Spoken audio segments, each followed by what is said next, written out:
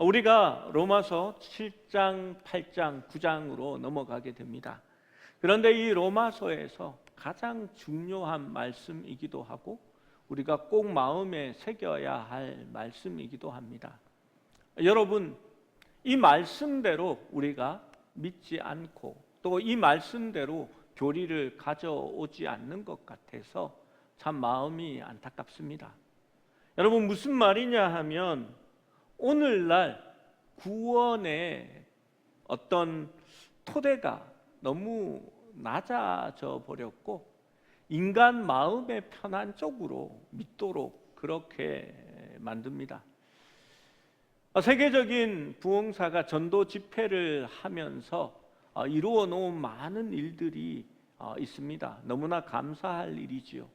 하지만 안타까운 것은 복음이 너무 싸구려가 되고 말았습니다. 여러분, 이게 무슨 말이냐 하면요, 복음을 전할 때에 이렇게 전하는 겁니다. 그냥 이렇게 예수님 잘 몰라도 되니까 일단 믿는다고 아멘 하십시오. 그러면 구원받게 됩니다 라고 던지는 겁니다. 알아야 믿지. 그냥 교회 한번 나왔는데 어떻게 믿겠습니까? 그런데 예수님이 우리의 구주라고 고백하면 되니까 믿으십니까? 아멘 하세요? 아멘 하세요? 아멘 하면 복 받고 천국 가는데 그 아멘을 왜 못해요? 아멘 하세요 하면 아멘 합니다. 믿져봐야 본전이잖아요.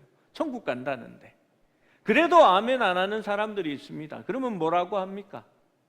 예수를 믿으세요. 그러면 흔들어 눌러 밟아 넘치도록 하나님께서 복을 주십니다 하면 복 준다는데 그냥 아멘 합니다. 그러면 다 같이 박수하시겠습니다. 오늘도 200명이 구원을 받았습니다. 하나님께 영광의 박수를 돌립니다. 여러분, 군대에 세례 주는 것이 이런 방식입니다. 그래서 국방일보에 이렇게 총회 신문에 나옵니다. 올해에도 군대 훈련소에서 2,000명이 구원을 받고 세례를 받았습니다. 여러분, 좀 이상한 것이 있습니다. 예수님은 왜 너희는 넓은 길로 들어가지 말고 좁은 길로 가라. 그 좁은 길은 많은 사람들이 그 입구가 좁아 그 길을 알지 못하느니라 라고 얘기했습니다. 왜 예수님은 구원의 길을 좁은 길이라 말씀하셨을까요? 오늘날 교회들이 전하는 복음을 보면 그건 너무나 쉽고 복받고 넓은 길인데 말입니다. 여러분, 신앙생활이 무엇이라고 생각하십니까? 구원의 증거, 보증이 무엇이라고 생각하십니까? 오늘날은 교회에 다니는 것이라고 말합니다. 교회 다니세요. 그러면 천국 갑니다. 교회는 다니는데 여러분, 믿는 증거는 보이지 않을 때가 많습니다. 과연 그것이 믿는 것이라고 말할 수 있을까요? 성경은 구원의 보증을 무엇이라고 얘기하냐 하면요, 우리 속에 있는 성령이 너희의 구원의 보증이라고 말씀합니다. 너희 마음속에 성령이 있어 하나님을 아바 아버지라 부르게 하시느니라. 그것이 구원의 보증이라고 말합니다. 여러분, 이러한 문제 때문에 하나님을 믿는다고 하지만 하나님의 뜻대로 살지 않고 자기 마음대로 정욕대로 행하며 죄를 짓는 많은 사람들이 있습니다. 너희가 은혜 안에 거한다고 해서 죄를 지을 수 있느냐? 바울은 결단코 그럴 수 없느니라 라고 3번에 걸쳐 강하게 이야기했습니다. 사실 믿는다고 하면서 목사라고 타이틀을 붙이면서 교회라고 이야기하면서 거리로 뛰쳐나온 사람들의 주장을 들어보면 하나님의 영광이나 하나님을 기쁘시게 하는 열매를 맺으려 하는 것이 아니라 자기들의 정욕과 자기들의 유익을 위하여서 세상 사람들이 하나님을 욕하든 아니든 상관없이 행하는 것을 바라보게 됩니다. 그래도 그리스도 이름으로, 예수의 이름으로 행하고 그들은 기도하고 예수님의 이름으로 헌금을 모은다고 합니다. 그러면 그 헌금이 하나님의 나라와 하나님의 영광과 그 일을 위하여 바로 쓰이는 헌금입니까? 제가 보기에는 그들의 욕심과 그들의 일을 위하여 사비로 쓰여지는 그런 돈인 것 같습니다. 여러분, 로마서 7장 말씀은 이에 대하여 우리에게 계속해서 이야기하는 겁니다. 우리가 구원받지 못했을 때, 육신에 속한 삶을 살아갈 때에는 우리는 율법의 권위 아래에 있었습니다. 우리는 그 율법에 의해 정죄받았습니다. 우리가 그리스도를 믿고 그분과 연합했을 때에 우리는 육신에 대하여 죽은 것과 마찬가지로 율법에 대하여도 죽었다라고 말합니다. 여러분, 율법이 죽은 것이 아닙니다. 율법은 여전히 거룩합니다. 그러나 우리는 율법에 대하여 죽었다라고 말합니다. 율법에 대하여 우리가 죽음으로 말미암아 율법이 우리에게 쏘는 그 사망, 그 정죄에 대하여 우리는 해방되었습니다. 그리고 하나님께서 그리스도를 죽은 자 가운데서 살리심으로 말미암아 우리도 그리스도 안에서 죄와 죽음의 권세를 깨뜨리신 그 주님의 승리를 함께 누리게 된 것입니다. 이는 우리도 그리스도 안에서 새로운 삶을 살기 위하여 하나님께서 행하신 것입니다. 율법으로의 자유가 단순히 아무런 관계도 없이 그냥 아무것도 없는 상태로 자유로운 존재로 우리를 놓아준 것이 아닙니다. 여러분, 그리스도와 함께 우리가 연합하였기에 그리스도와 함께 죽게 된 것이고, 그것이 율법으로 하여금 율법에 대하여 우리를 자유케 한 것입니다. 그리스도 안에 있지 아니하면 새로운 피조물이 아닙니다. 새 것이 되기 위해서는 그리스도 안에 있어야 한다는 말이고, 그것은 주와 함께 연합한 삶을 이야기하는 것입니다. 여러분, 교회 나온다가 아니라 내 속에 성령님이 계시고 그 성령님과 함께 행하는 삶이 구원의 삶이 되는 것입니다. 성경은 이 연합을 결혼에 비유하여 많이 설명했습니다. 구약의 선지자들도 하나님과 함께하는 삶, 그 연합을 결혼에 빗대어 설명하기도 했습니다. 여러분, 결혼이 무엇일까요? 결혼하면 자유를 누리게 되는 걸까요? 하나님과 함께하는 삶, 주님 안에 연합하는 삶을 결혼이라고 얘기한다면, 친구가 결혼하면 젊은 사람들이, 친구들이 모여서 야, 이제 너의 자유는 끝났어, 이제 오늘이 너의 자유의 마지막 날이야 라는 이야기를 합니다. 여러분, 결혼할 때에 주로 청혼을 할 때에 결혼할 때에 반지를 많이 선물하잖아요. 우리가 흔히 이렇게 남녀 관계에서 이렇게 닫혀진 동그란 것들 받으면 그건 함부로 받는 게 아니야. 왜냐하면 구속의 의미가 있어서 그렇다라는 얘기를 합니다.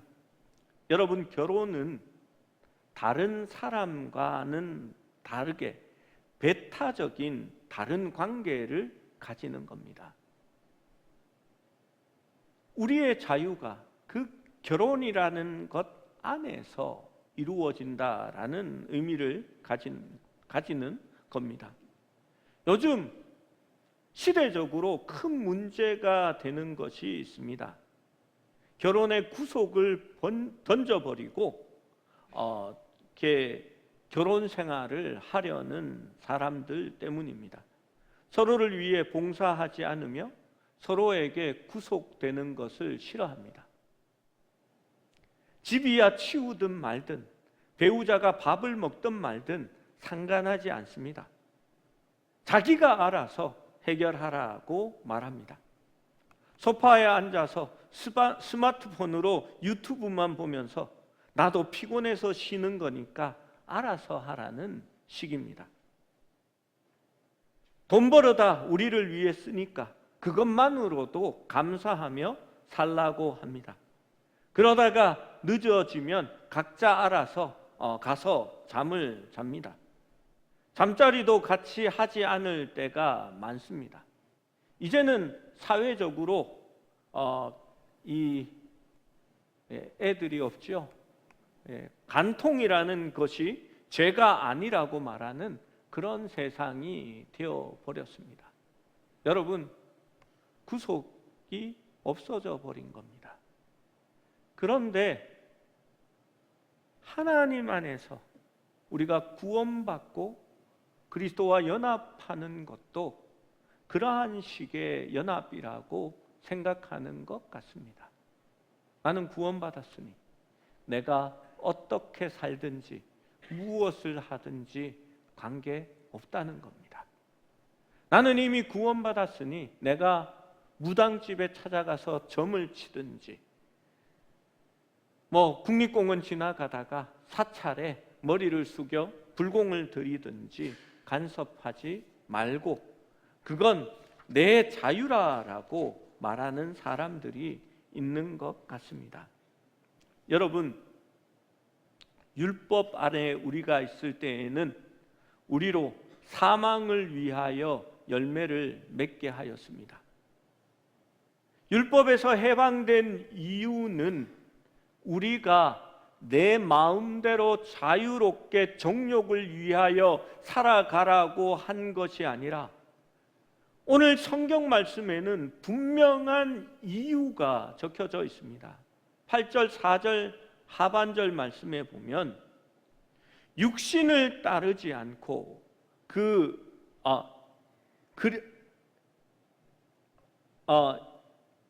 하나님을 위하여 열매를 맺게 하려고 우리를 율법에서 구원하셨다라고 말하는 겁니다.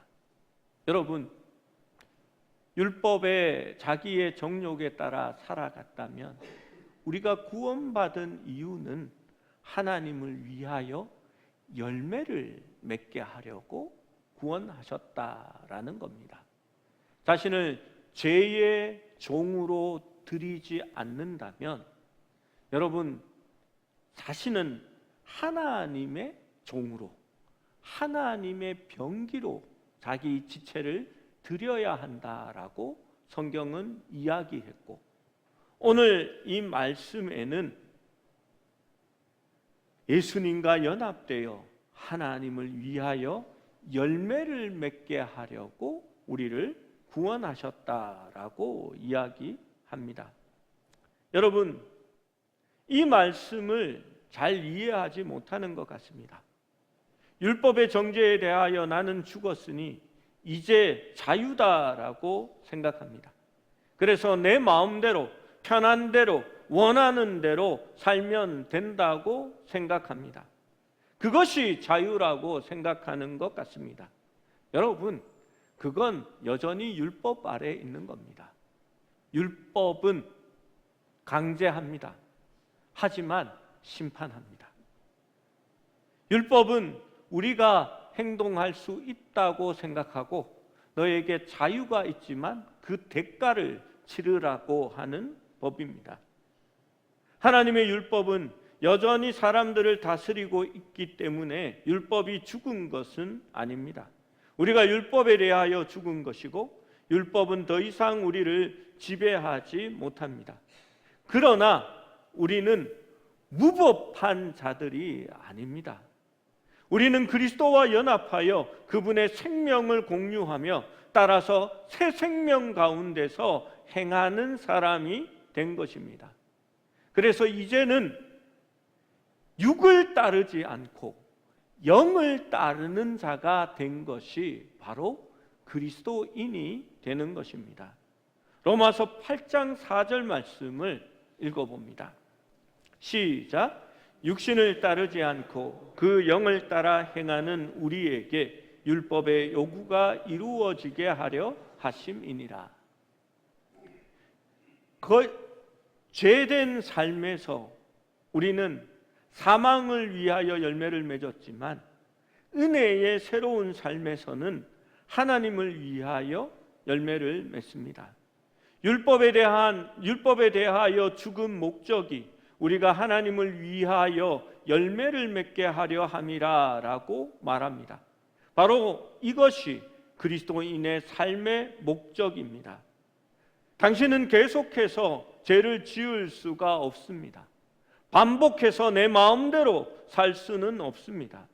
만약 당신이 그리스도 안에 있고 주님으로 말미암아 의롭다 하심을 받았으면 구원자 예수 그리스도와 연합했고 결혼했으면 우리는 하나님을 위한 열매를 맺게 되는 것입니다. 이 열매 맺는 것이 무엇일까요? 여러분, 내가 맺는 것이 아니라, 나의 열매가 아니라 그것을 성경은 성령의 열매라고 말합니다. 영을 위하여 사는 자들은 하나님의 성령이 우리 안에서 착한 일을 시작하게 하시고 그것의 결과로 열매를 맺어지게 하는 것입니다. 여러분, 그 열매의 첫 번째이자 주된 가장 큰 것이 무엇일까요? 사랑입니다. 성령의 열매는 오직 이것이니라고 하면서 여러 가지를 이야기하지만 이 단수 복수에 굉장히 민감한 헬라어에서 그 성령의 열매들이라고 복수를 쓰지 않습니다. 하나, 단수를 사용합니다. 그리고 그것은 사랑이라고 말합니다. 율법에 대하여 죽었다라는 것이 우리가 무법한 삶을 내 마음대로 살아도 된다는 뜻은 아니라는 것입니다. 이는 단지 우리 삶의 동기와 그 원인이 율법에서 나오는 것이 아니라 그리스도와의 연합을 통한 하나님의 은혜와 사랑에서 비롯된다는 것을 의미하는 것입니다. 여러분, 그렇다면 그리스도인의 삶은 과거 율법 아래의 삶과 무엇이 다를까요? 율법 아래에서는 순종할 수 있는 그 어떤 능력도 주어지지 않았습니다. 율법은 하나님의 돌판에 새겨져 있고 사람들은 그것을 읽었을 뿐입니다. 그 돌판은 너무나 딱딱하고 타협이 없습니다. 그리고 그 율법을 지키지 못하는 자들에 대하여 저주가 담겨 있었습니다. 그러나 은혜 아래에서 하나님의 말씀은 우리의 마음에 새겨졌다 말합니다. 우리는 새 생명 가운데서 행하고 영의 새로운 것으로 섬기게 됩니다. 따라서 믿는 자는 더 이상 율법의 권위 아래에 있지 않습니다. 구약 성경의 에스겔에게 하나님은 말씀을 주셨습니다. 에스겔 11장 19절 20절 말씀입니다. 함께 또박또박 천천히 읽어보겠습니다. 시작. 내가 그들에게 한 마음을 주고 그들 속에 새 영을 주며 살처럼 부드러운 마음을 주어 내 율례를 따르며 내 규례를 지켜 행하게 하리니 그들은 내 백성이 되고 나는 그들의 하나님이 되리라. 하나님의 율법이 이제 우리의 마음에 기록된다고 말했습니다. 더 이상 하나님은 하나님의 뜻은 도달할 수 없는 완전함을 요구하면서 외부에서 여러분을 짓누르지 않습니다. 우리 속에 계신 성령님께서 살아 계셔서 그분은 딱딱한 돌멩이가 아니라 마음에 살아있는 영으로 우리에게 오십니다. 이것은 계명의 목록들이 아닙니다. 외적인 의무의 나열이 아닙니다. 영원히 살아계신 인격체이신 하나님과의 연합을 말씀하는 겁니다. 어쩌면 우리 옆에 지금 앉아 있는 사람들보다 더 실제적인 분이십니다. 옆에 있는 사람은 항상 내 옆에 앉아 있지는 않습니다. 그런데 하나님의 성령은 늘 우리와 함께 하시고 임마누엘의 하나님이 되시기 때문입니다. 여러분, 성령이 우리에게 돌 같은 마음을 제거하고 살처럼 부드러운 마음을 주시는 겁니다. 여러분, 어떤 의미일까요? 굳은 살은 간지럼을 타지 않습니다. 여러분, 손끝이 딱딱하여서 굳은 살이 베끼면 쇠 줄로 된 기타줄을 세게 잡아도 아프지 않습니다. 우리의 마음이 이미 굳어지면 자극에 대하여 받아들이지 못하고 민감하여지지 못합니다. 그런데 하나님의 성령이 우리 가운데 임하시면 우리의 마음 속에 부드러운 마음을 주십니다. 그리고 그 성령께서 우리의 마음 속에서 우리를 만지시고 말씀하시고 우리에게 은혜를 더하여 주셔서 하나님의 뜻을 행할 수 있도록 도움을 주시는 겁니다.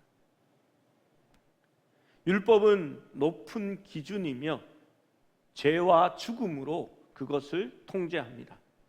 그러나 성령은 우리의 마음 속에서 우리를 만지시고 우리의 마음에 동기를 부여하십니다.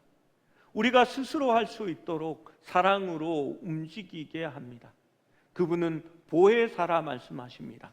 도와주시는 헬퍼이자 우리의 상담자, 카운셀러가 되신다라고 말씀합니다. 성령은 우리를 자유케 하십니다. 주의 영이 계신 곳에 참 자유가 있습니다.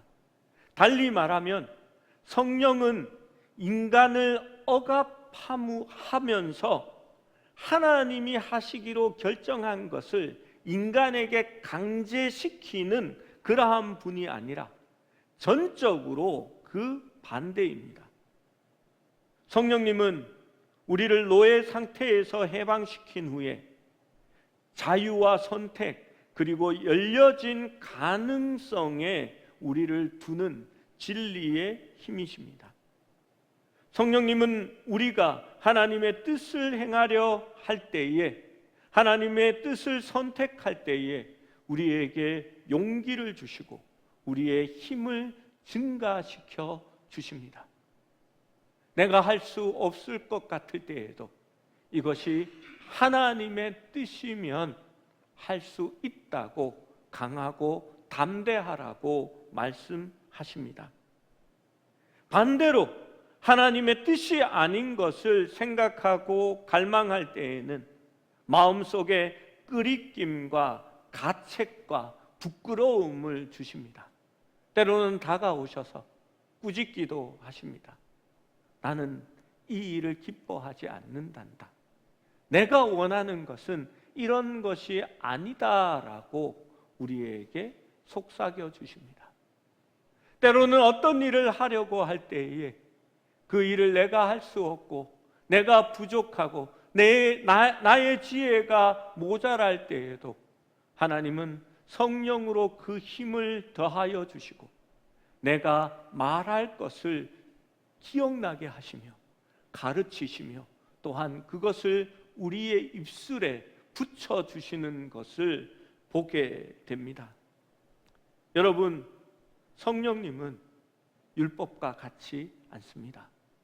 그분은 살아계신 우리 가운데 역사하시는 하나님의 영인 것입니다. 여러분, 우리의 신앙생활은 율법의 조문 하나하나를 지키는 것으로 하는 것이 아닙니다. 우리의 신앙생활은 성령님께 민감하고 늘 그 하나님과 동행하는 것으로 나아가야 하는 것입니다. 여러분, 한국 교회에 있어서 성령론이 잘못되어졌습니다. 성령을 받았느냐라는 그 말은 마치 함께 모여서 방언 받기를 원하는 그러한 집회가 성령 집회인 것처럼 그렇게 생각되어집니다. 병을 낫거나 아니면 성령이 임할지어다 할 때에 장풍을 받고 뒤로 휙 넘어지는 그러한 경험을 하는 것이 성령 체험 수련회다라는 식으로 일컬어집니다. 인카운터 수양회라는 곳에서 늘 그러한 일들이 행하여집니다. 여러분, 저는 그것이 옳지 않다고 생각합니다.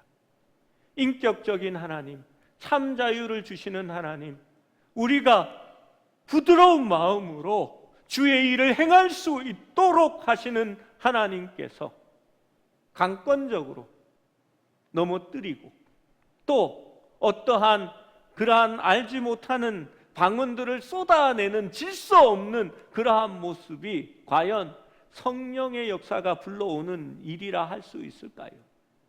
개인적인 체험에서 하나님이 그 일을 분명히 주실 수 있다고 저는 믿습니다. 하지만 우리가 성령을 받는다는 일을 그러한 것으로 바꾸어 놓은 것은 결단코 하나님이 원하는 일이 아니라고 저는 생각합니다.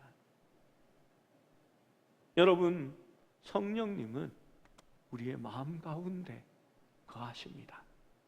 지금도 우리 안에서 역사하십니다.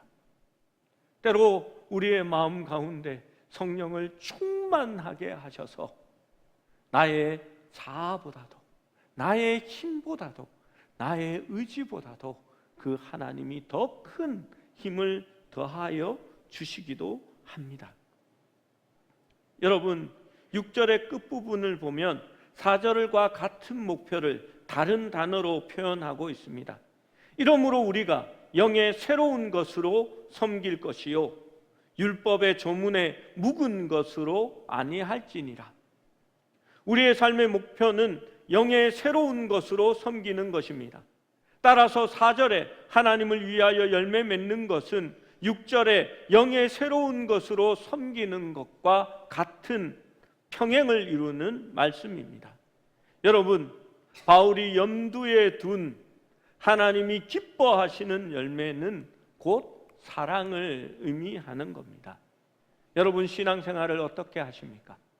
주일 예배 빠지면 벌 받을까 봐, 하나님이 번개를 내릴까 봐, 놀러 가는데 교통사고를 하나님이 내실까 봐, 여러분, 그렇게 염려가 되어서 교회 예배에 참석하셨다면 그건 율법의 저주 아래에 있는 겁니다. 그런데 하나님을 사랑하는 마음으로 하나님께 예배 드리는 것이 하나님이 기뻐하시기에 즐거움으로 나와 예배할 수 있다면 그것이 바로 사랑으로 행하는 것이 되는 겁니다. 여러분, 율법은 사랑을 폐하지 않습니다. 율법은 사랑을 완전케 하는 겁니다. 여러분, 그 사랑을 행하는 방법은 율법으로 행할 수는 없습니다. 그건 은혜로 하나님의 영으로 이루어지는 겁니다. 로마서 7장 6절 말씀은 이렇게 말씀합니다. 함께 읽어봅니다. 7장 6절입니다. 시작. 이제는 우리가 얽매였던 것에 대하여 죽었으므로 율법에서 벗어났나니 이러므로 우리가 영의 새로운 것으로 섬길 것이며 율법 조문에 묵은 것으로 아니할지니라. 여러분, 그렇습니다. 우리가 행하는 것은 사랑으로 행하는 것입니다. 여러분, 교회 일에 있어서 그런 분들이 있습니다. 이건 법이니까 안 되는 거야. 어떻게 목사가 그럴 수가 있어? 뭐 이렇게 얘기합니다. 어떤 사람은 그렇게 말하는 것을 듣습니다. 자살했으니까 천국에 못 가. 그래서 교회에서 장례 치러주면 안 돼 라고 얘기합니다. 그게 교회 법이니까 라고 얘기합니다. 목사님, 그런데 가서 장례 치르면 목사님 내가 고발할 거예요. 그렇게 얘기합니다. 여러분, 저는 그게 법에 맞는지는 몰라도 사랑이 없다고 생각합니다. 저는 실제로 자살한 분의 가정에 가서 장례를 치러준 적이 있습니다. 교인들 보고 오지 말라고 했습니다. 이건 내가 목사로서 가는 게 아니고 내 개인적으로 가는 거라고 얘기했습니다. 그리고 그곳에 하나님의 은혜가 임하기를, 하나님께서 그들을 불쌍히 여기시기를, 그리고 자살한 그 자매가 숨이 끊겨가는 그 순간에 하나님을 찾고 회개할 수 있었기를 기도하고 원했습니다. 여러분, 사랑으로 하는 것과 율법의 조항으로 하는 것은 다릅니다. 여러분, 그래서 사랑이 우선시 되어야 하는 겁니다. 여러분, 법이요 하지 마시고 이게 사랑이요 라고 말할 수 있는 그런 신앙, 그런 교회가 될 수 있어야 합니다. 갈라디아서 5장 18절 말씀도 함께 읽어봅니다. 시작. 너희가 만일 성령의 인도하시는 바가 되면 율법 아래에 있지 아니하리라. 그렇습니다. 하나님의 성령이 우리를 인도하시면 우리는 율법 아래에 있지 않습니다. 율법의 저주에서 벗어나게 될 것입니다. 우리는 돌에 새겨지거나 종이에 기록된 조문으로부터 자유로워졌습니다. 그것은 우리의 동의 없이 외부에서 우리를 압박하는 의무의 목록이었습니다. 우리는 그것에 대해 죽었습니다. 여러분, 그러나 우리가 살아있는 것은 성령의 은혜로 말미암아 주님의 사랑 안에서 그 영으로 살아있는 것입니다. 사랑의 길에서 비틀거리고 실패할 때 율법으로 그 실패의 해결책을 찾으려고 하지 마십시오. 율법은 하나님께서 우리의 칭의를 위한 의로움이나 성화를 위한 능력을 제공하도록 우리에게 주어지지 않았습니다. 율법은 우리의 완전하지 못한 모습을 정죄합니다. 율법은 우리가 사랑에 실패했을 때의 해답이 아닙니다. 참 힘든 교회는 사랑이 없는 교회입니다. 다툼과 시기와 질투가 그 속에 있습니다. 그건 육체를 따라 행할 때에, 율법 아래에 있을 때에 나타나는 겁니다. 그런데 그것을 해결하려고 다시 율법으로 갑니다. 우리가 구제현금 더 많이 합시다. 이래서는 안 됩니다. 우리가 20일 특별 새벽 기도를 해가지고 우리가 한번 변화됩시다. 우리가 이렇게 할 것이 아니라 헌금을 더 모읍시다. 그래서 돕는 교회와 선교하는 교회를 더 만들어냅시다. 여러분, 때로는 그 좋은 일이 율법적인 행위가 되는 것입니다. 여러분, 더 중요한 것은 사랑입니다.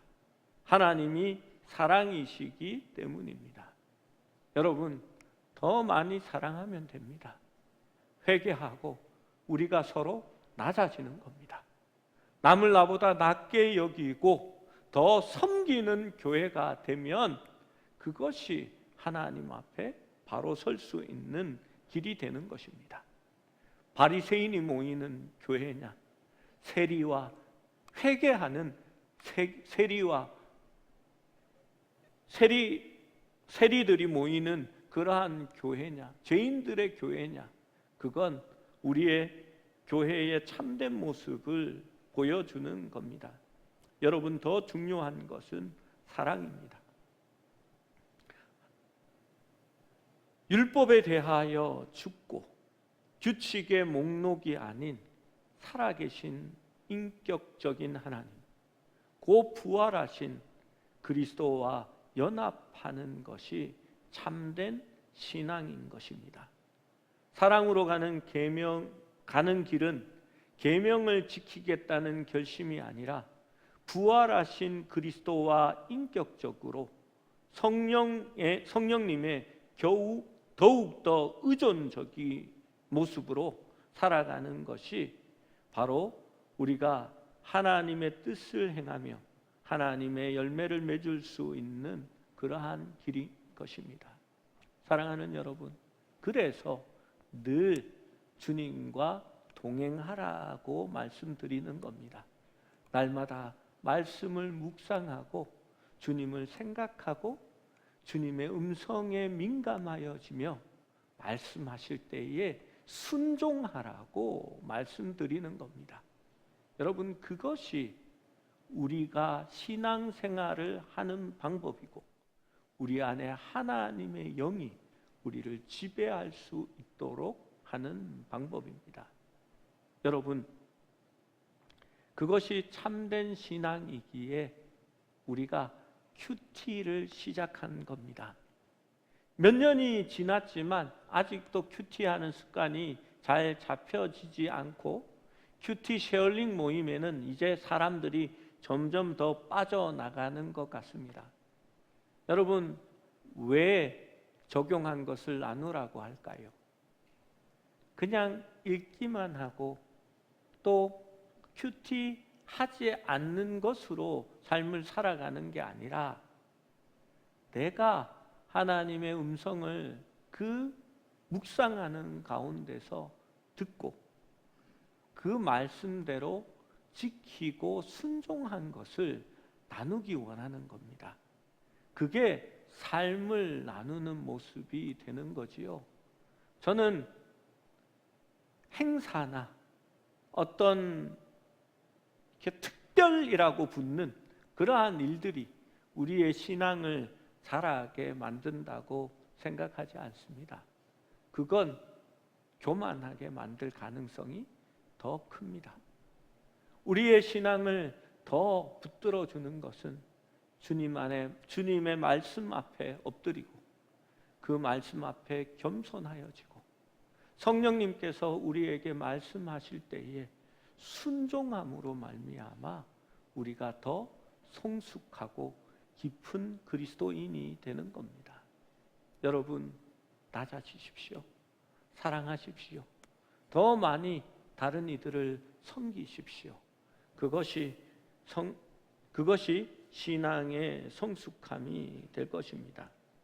여러분, 그분 안에서 그분을 통해서만이 우리는 사랑의 열매를 맺을 수 있습니다. 바로 율법의 요구를 이루어가는 겁니다. 그 율법의 요구는 하나님을 사랑하고 내 이웃을 내 몸과 같이 사랑하는 것입니다. 율법 지키기를 버리고 그리스도를 사랑함으로써 율법의 요구를 이루어가는 것입니다. 기록된 율법이 아닌 살아계신 그리스도께 붙어 있는 것이 생명과 사랑의 비결인 것입니다. 여러분, 어쩌면 모순 같기도 하고 이해가 되지 않을지도 모릅니다. 그런데 내가 지키려고 하고 내가 하나도 어기지 않으려고 하고 그 딱딱한 율법의 조항을 따라 살려고 하는 사람마다 실패를 맛볼 것입니다. 그러나 그리스도 안에서 주님을 의지하고 주님께 더 많이 자신을 내어드리고 주님이 말씀하시면 순종하겠다고 살아가는 이에게는 하나님이 사랑할 수 있는 능력을 주시고 주님 닮은 모습으로 바꾸어 주실 것이기 때문입니다. 여러분, 주님과 동행하시는 그러한 삶을 살아가는 여러분과 우리 교회가 될 수 있기를 축원합니다.